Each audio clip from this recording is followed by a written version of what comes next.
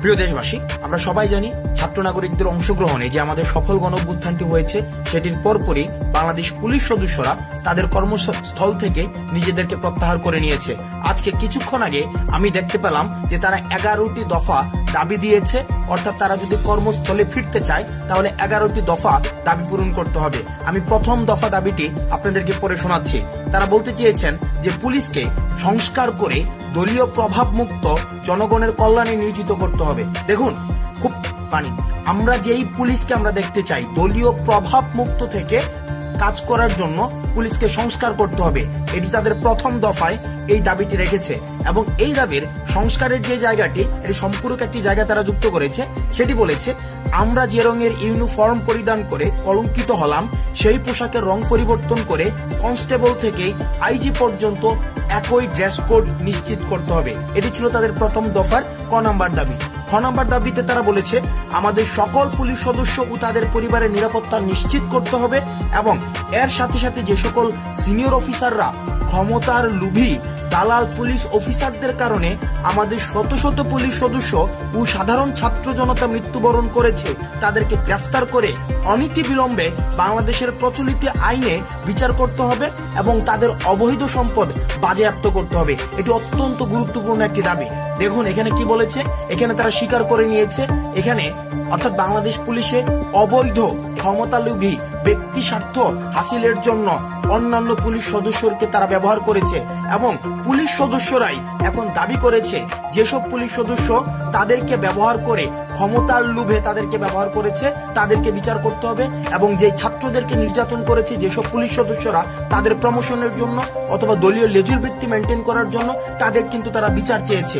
তারপরে দেখেন, তারপরে 2 নাম্বার দাবিটি একে খুব গুরুত্বপূর্ণ একটি দাবি। সেখানে তারা বলেছেন যে এই চলমান আন্দোলনে যেসব পুলিশ সদস্য মারা গিয়েছেন তাদের পরিবারের কে সহায়তা দিতে হবে, আর্থিক সহায়তা দিতে হবে এবং সেখানে বলা হয়েছে যে জানমালের নিরাপত্তা ব্যবস্থা নিশ্চিত করতে হবে। এবং খ নাম্বার দাবিটি আমি ব্যক্তিগতভাবে মনে করি খুবই প্রাসঙ্গিক। 2 খতে সেখানে বলেছেন যে আন্তর্জাতিক শ্রম আইন অনুযায়ী সেখানে 8 ঘন্টা কর্মঘণ্টা নিশ্চিত করতে হবে। আপনারা সবাই জানেন বাংলাদেশ পুলিশের যেই কর্মঘণ্টা সেখানে নির্দিষ্ট কোনো কর্মঘণ্টা নেই।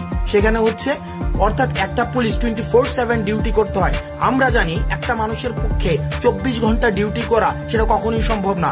আমরা যে এই কিছুদিন অর্থাৎ আমাদেরকে থানা হেফাজতে আমাদেরকে দৌড়াদৌড়ি করতে হয়েছে, সেখানে আমরা দেখেছি একটা পুলিশ কতটা অমানবিক জীবনযাপন করে একটা পুলিশের জীবন।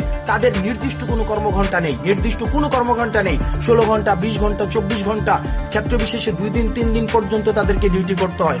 তাদের টোটাল 11টি দফা দাবি রয়েছে এবং প্রত্যেকটি দফা আমি যেগুলো পড়েছি কিছু কিছু দফা হচ্ছে ডিপার্টমেন্টাল, কিছু দাবি, বেশিরভাগ দাবি বা আমি প্রথম যে 4টি দফা দাবি যেগুলো সার্বজনীন সাধারণ মানুষ বুঝবে, আমি এই 4টি দফা দাবি পড়েছি। 4টি দফা তারা 2টির মধ্যে বলেছে, দেখুন আমরা এমন একটি পুলিশ চাই, আমরা বৈষম্য বিরোধী ছাত্র আন্দোলন এমন একটি পুলিশ চাই যে পুলিশ কখনোই হচ্ছে কোনো ধরনের গোষ্ঠী কেন্দ্রিক নিয়োজিত হবে না, বরং সেই পুলিশটি হবে জনগণের পুলিশ, অর্থাৎ পুলিশকে জনগণের সহায়তার জন্য জনগণের দোরগোড়ায় পৌঁছে দিতে পারবে।